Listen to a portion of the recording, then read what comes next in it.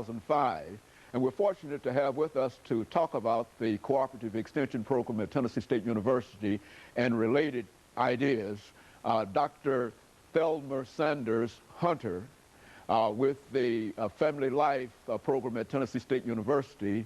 And of course, with Dr. Thelma Sanders Hunter is Dr. Yaviet Samuel. Both Dr. Samuel and Dr. Hunter are in the Cooperative Extension Program at Tennessee State University. And of course, let me welcome you, Dr. Sanders, and you, Dr. Samuel, to the program this morning. Thank you. And to tell you how fortunate we were to get through these names and these introductions this morning, Dr. Samuel and Dr. Hunter, and we'll be able to, I think, from this point on, make that kind of distinction. But before we get started in dealing with the Cooperative Extension Program at Tennessee State University, Dr. Hunter, let's have you and Dr. Samuel to give us some information about your background, your education, and some of the things that were important in terms of your life in leading you to Tennessee State University to work in the Family Life Program. And of course, after you give us that information, Dr. Samuel will give us similar kind of information concerning her travels to Tennessee State University and working with the 4-H Club in the Cooperative Extension Program. Let's start with you, Dr. Hunter. Sure, and thank you again. Let me say that I am an alumna of Tennessee State University, and I received 3 degrees from that institution.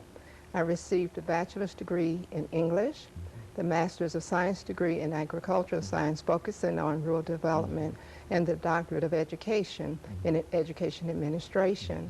And I have done some extended studies with the University of Missouri in Columbia, focusing on the aging process gerontology, as well as having been accepted as an extension leadership development intern by the University of Colorado State University, So I have done some extensive things since I have been on board, particularly in family life, and I was able to serve as an extension fellow at the U.S. Department of Agriculture in '94, and I focused on developing and implementing some specific programs. Very good. Dr. Samuel?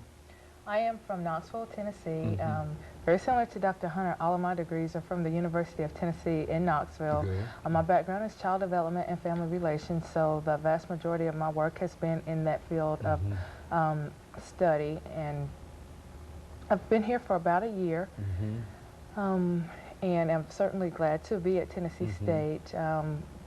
The vast majority of my experience has been working with troubled youth and adolescents in psychiatric residential facilities, so this is a really different twist for me because 4-H and youth development really focuses on positive, intentional activities that will help young people become contributing members of society, so it's very different. It's like the opposite ends of the spectrum, Day you and might night, say. in real sense, dealing Exactly. with young people. Very good. But of course, I'm sure, Dr. Samuel, that the experiences that you had on that negative side will also help your experience, your situation on the positive side dealing with 4-H Club. Absolutely. And as a matter of fact, Dr. Hunter, let's see if we can start off by talking about the Cooperative Extension Program at Tennessee State University. Give us some idea in terms of the scope and what this program is all about. Most certainly. As you well know, the Cooperative Extension Program stems from the Murrah Act, and that was an act that was instituted by Congress and signed by President Abraham Lincoln, whereby you had land-grant universities that were established to work with farmers in agriculture and homemakers. The Cooperative Extension Program became prevalent at Tennessee State in 1972. Prior to that, it was set up at the other land-grant university in Tennessee, which was the University of Tennessee, and that university is an 1862 university, and our university is an 1890. And the focus is to work with underserved and those with limited resources, families and individuals, to help them to be more self-sufficient in their quality of life. Good. And of course, Dr. Samuels, we're getting ready within the next 30 seconds for our first commercial break.